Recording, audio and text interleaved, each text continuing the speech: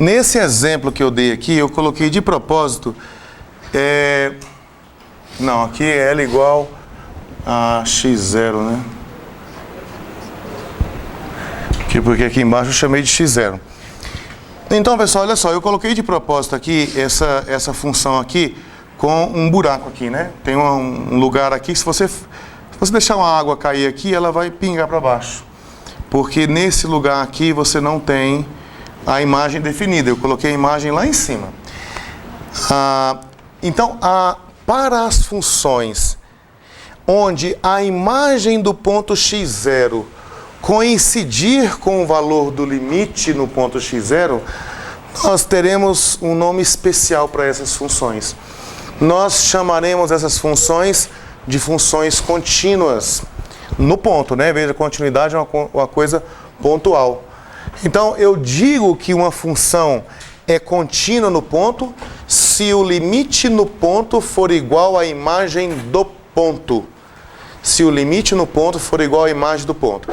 Então, desde que você saiba que uma função é contínua, calcular o limite é muito fácil, porque se você souber, se eu te der essa informação aqui antes, olha, f de x igual a 2x² mais 1 é contínua em x igual a 3. Então, o limite, olha só, o limite dessa função, quando você tender a 3, ó, o limite é de f de x, quando o x tende a 3, é igual ao f de 3. Ele já te disse, se você já disse que ela é contínua, você pode fazer isso. Então, escrever isso aqui é a mesma coisa que você escrever assim, que o limite de 2x² mais 1, quando o x tende a 3, o que é f de 3? F de 3 é você pegar aqui na sua regra de formação, né? Na sua lei, tirar o x e colocar 3. Então, a forma de que você calcular limite para quando a função é contínua é simplesmente trocar o x da função pelo valor que você está atendendo. Está atendendo a 3? Troca o x por 3. Não pode fazer aqui assim, 2 vezes 3, 6, ao quadrado, 36, mais 1, 37. Não, aí não vai dar certo. Primeiro você tem que resolver aqui, 3 ao quadrado, 9. 9 vezes 2, 18. 18 mais 1, 19. Lá naquele desenho que eu fiz, que eu mostrei para vocês há poucos instantes aqui. Se você colocar o L igual a 19 e o x0 igual a 3, para todo o epsilon que você colocar na caixinha lá do epsilon, você consegue colocar um outro valor no delta que faz com que a faixa verde fique dentro. Aqui você tem a faixa rosa e a faixa verde fique aqui dentro. Ou seja, todas as vezes que você estiver com o x0 aqui no caso é 3, né? O x menos 3 menor do que delta, então o f de x que estaria aqui vai estar menor do que esse grandão aqui, né? Vai estar dentro aqui dessa faixa grandona. Se você colocar 20 aqui, até que para alguns épsilons você encontra o delta. Mas se você diminuir muito o tamanho do épsilon, você não consegue encontrar o delta, porque ele vai ficar do lado de fora aqui, ó. Vai chegar um momento que não vai encontrar. Então veja, encontrar limite para função contínua é muito fácil. É só primeira coisa, você tem que saber que a função é contínua, né? E se você souber que a função é contínua, é só trocar o x pelo valor que você está aproximando. Então fica muito fácil. Agora, olha só, eu preciso de algumas propriedades e de algum conhecimento inicial para eu poder ter um certo trânsito aqui. Conhecimentos inicial, eu preciso de algumas propriedades aqui, tá bom? Ó, propriedades. Coisas interessantes, olha só. Primeira coisa, vamos supor o seguinte, eu tenho duas funções e essas funções são contínuas no ponto x0. Então, vou colocar aqui, letra A, f contínua em x igual a x0, g contínua em x igual a x0. Então, isso aqui implica que f mais g, na verdade vale mais, f mais g, f menos g, f vezes g, e também a f dividido por g, né? F dividido por g são contínuas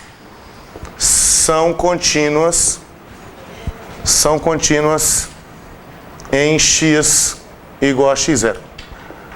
Quer dizer que se você tiver duas funções contínuas, juntou elas, continua contínua. Multiplicou, continua contínua. Tá? Letra B. Vamos colocar aqui algumas funções contínuas. Ó. Algumas funções contínuas.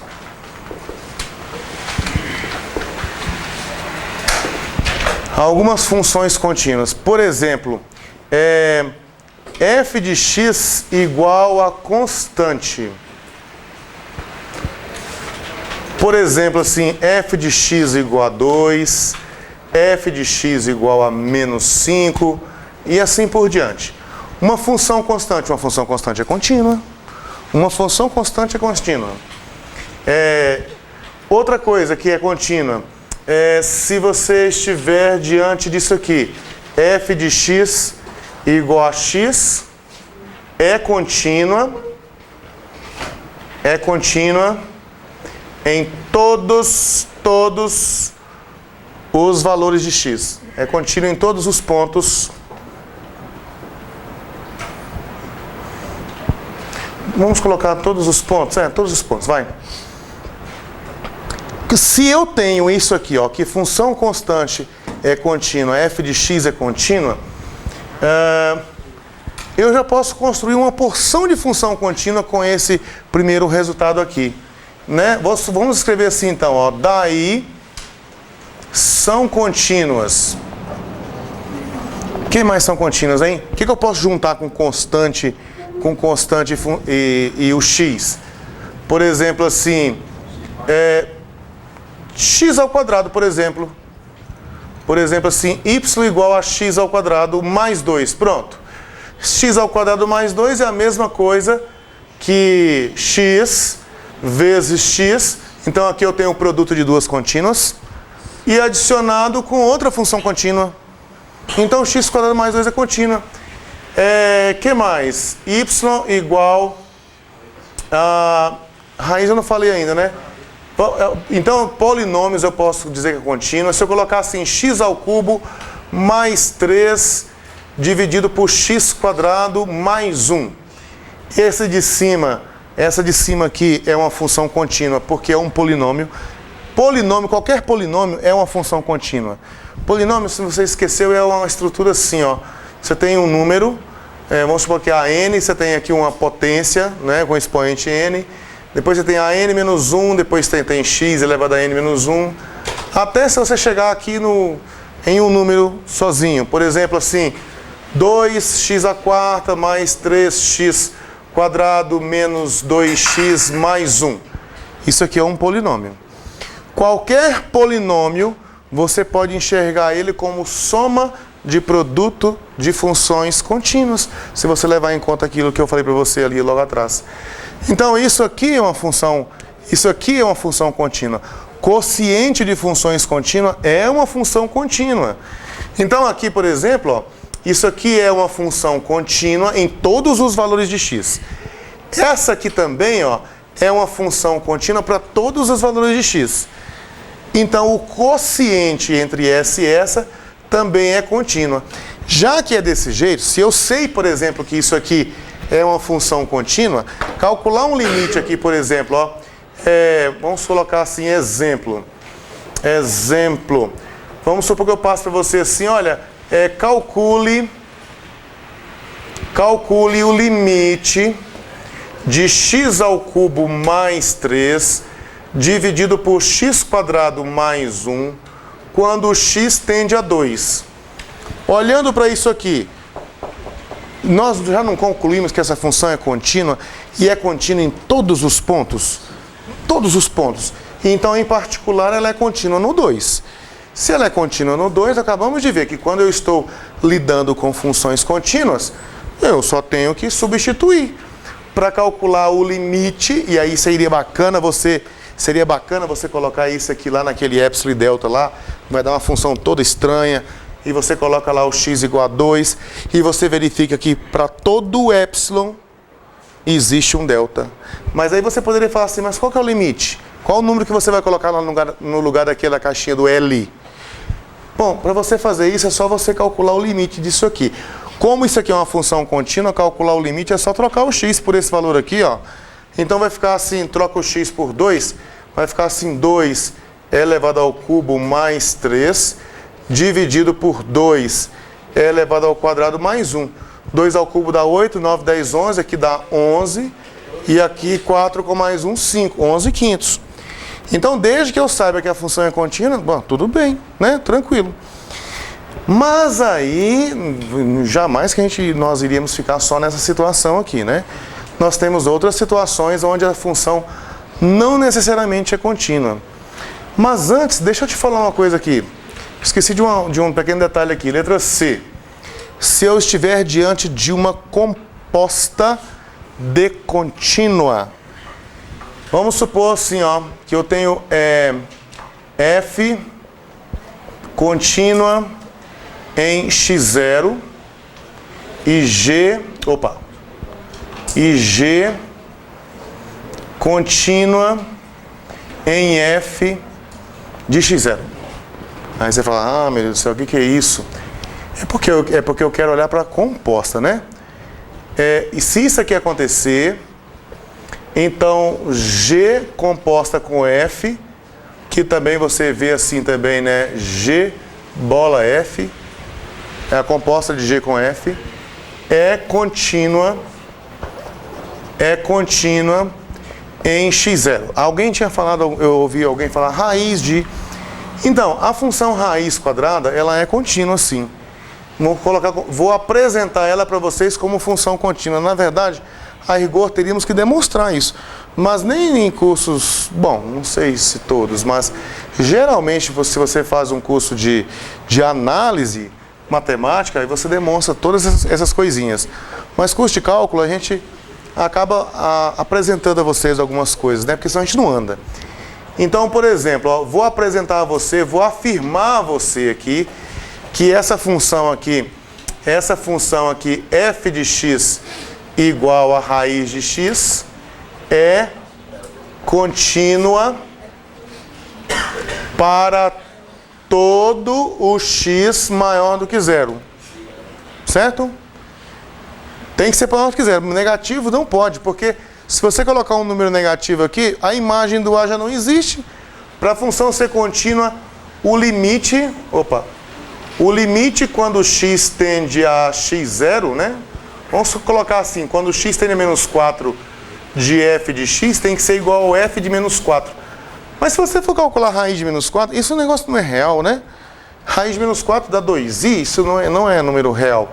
E nós estamos lidando aqui com funções que transformam números reais. Então ela está definida aqui de um subconjunto dos reais em reais. Nosso ambiente de trabalho é aqui. Eu pego um número real, transformo ele em um número real. Então isso aqui não é função, a função não é contínua quando você está com valores negativos. E no zero também, o conceito de continuidade do zero é só pela direita. Porque pela esquerda não tem como você se aproximar. Não tem como você chegar perto do zero aqui calculando a imagem de todo mundo. Você só consegue calcular a imagem de valores positivos. Então essa função é contínua desde que o x seja maior do que zero. E aí você pode pegar qualquer outra função dessas aqui, ó. Por exemplo, olha só, essa aqui.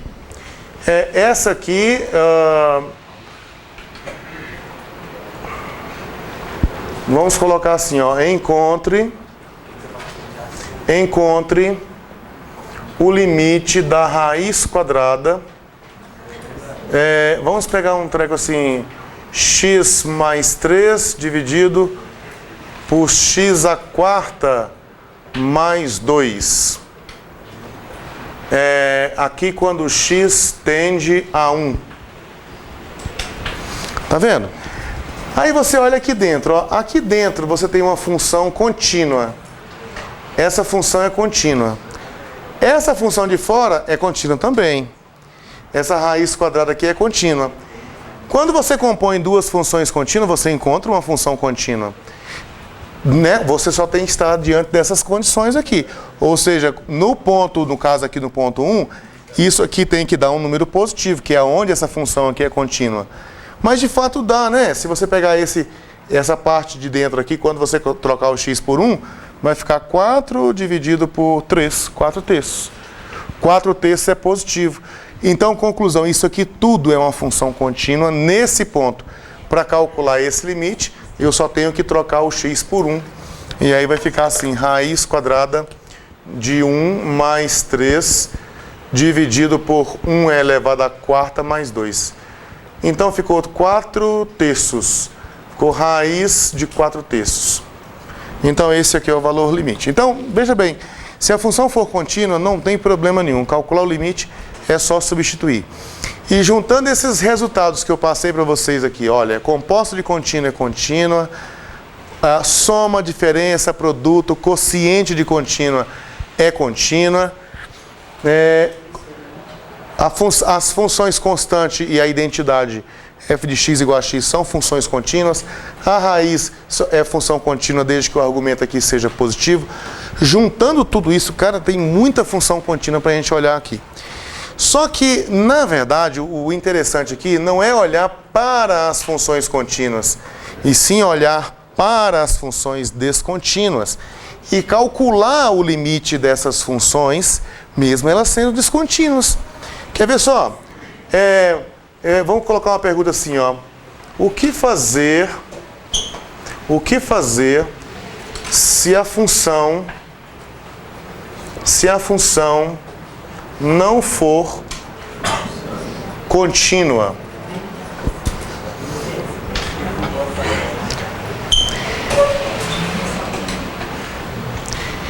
Essa resposta que eu darei a vocês aqui é uma resposta parcial.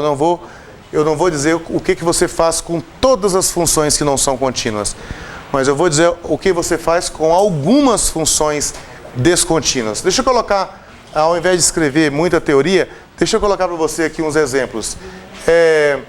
Exemplos.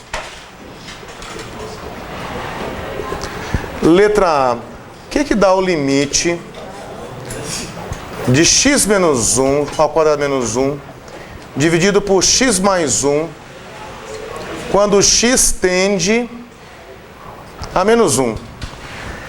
Veja, se eu colocasse qualquer valor diferente de menos 1, não teria problema nenhum, teria? Pessoal?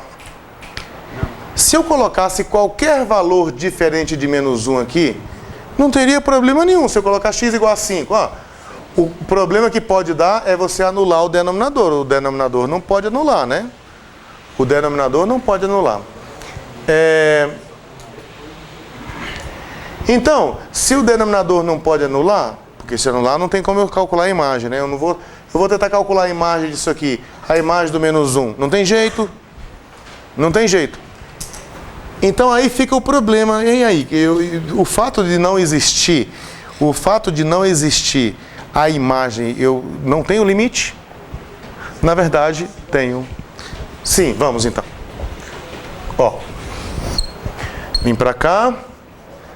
Então eu tenho assim, limite de x quadrado menos 1 dividido por x mais 1. Aqui quando x tende a menos 1. Mas você veja o seguinte, que o menos 1 não está definida a imagem dele porque ele produz um zero no denominador, né? Se você trocar o x por menos 1 aqui, menos 1 com mais 1 dá 0. Só que esse menos 1, vê se ele produz um zero também no numerador. Sim ou não? Sim, ele produz um zero no numerador também. Então, veja que aqui ele produz uma indeterminação desse tipo, ó. 0 dividido por 0. 0 dividido por 0 existe? Na verdade, 0 dividido por 0, ele existe. E pode ser o número que você quiser Porque pensa bem, qualquer número que você colocar aqui multiplicado por zero dá zero. O problema aqui é que essa existência não implica na existência de um único. Então, por isso que é indeterminado, por isso que chama indeterminação. Porque quando eu falo assim, 4 dividido por 2 dá 2, 2 é o único número que multiplicado por 2 dá 4.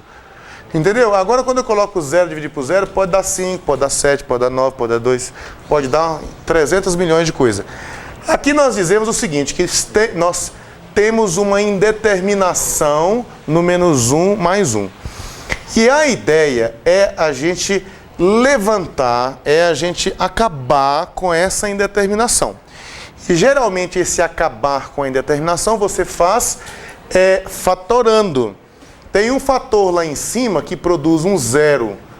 E tem um fator lá embaixo que produz um zero. O que você quer é cancelar o fator que produz o zero quando você se aproximar de menos 1. Agora veja, se aproximar de menos 1 não é você estar em cima do menos 1.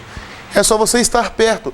Então aqui você vai ter um número que vai ficar cada vez mais perto de zero. Ele vai tender a zero, mas nessa aproximação ele não é zero.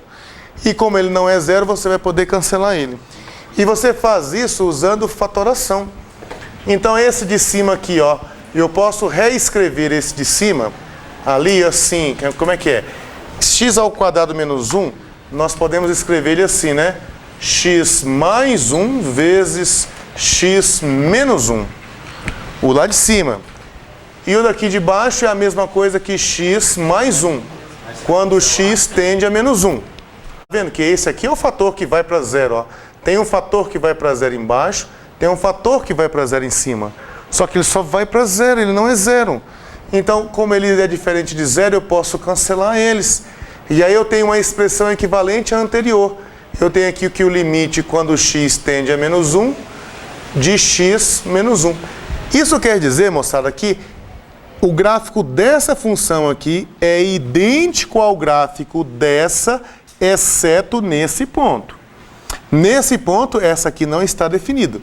X menos 1, vocês já tiveram aula de revisão de como é que faz desenho de gráfico, né, de reta. O que é y igual a x menos 1? Quando você tem o x igual a 0, dá menos 1, tá aqui, né? Quando você tem o x igual a 1, dá 0. E o x igual a menos 1 é desse jeito, ó. X menos 1, x menos 1. Só que quando é menos 1, aqui ó, menos 1 com menos 1 dá menos 2, aqui seria assim, ó, menos 1. Aqui seria uma bola aberta. Esse gráfico com a bola aberta é o gráfico dessa função aqui, ó. É o gráfico daquela função ali. O que você faz quando você cancela isso aqui, você cancela o ponto problemático. E aí você tem condições de trocar uma função que é descontínua, você troca ela por uma função que é contínua, onde em todos os demais pontos ela é idêntica à primeira, e a diferença é que agora eu tenho como calcular a imagem do menos 1. E a imagem do menos 1 aqui, no caso, eu troco o x. Aqui eu posso trocar o x para menos 1, né? Porque isso aqui é contínuo agora. Então isso aqui vai ficar só assim, limite quando o x tem... Não, já vou trocar, né? Desculpa. Eu já vou trocar aqui. Você vai trocar o x por menos 1, vai ficar menos 1, e isso aqui dá menos 2. Menos 2 seria a imagem, né? A imagem da vermelha. E é a tendência da preta. Essa linha preta aqui, quando você chega perto do menos 1, a imagem vai se acumulando aqui perto do menos 2. Você não precisa acreditar em mim, vai lá no GeoGebra e põe o gráfico lá para você ver, né? Aqui, ó, menos 2. Então, eu tenho a função que é descontínua, mas mesmo assim eu calculo o limite dela. E tem um monte dessas aí. Na verdade, a graça aqui de calcular limite é você lidar com funções descontínuas. Quer ver só? É o capítulo 2, deixa eu ver aqui. É o 3, desculpa. Estou olhando no lugar errado aqui.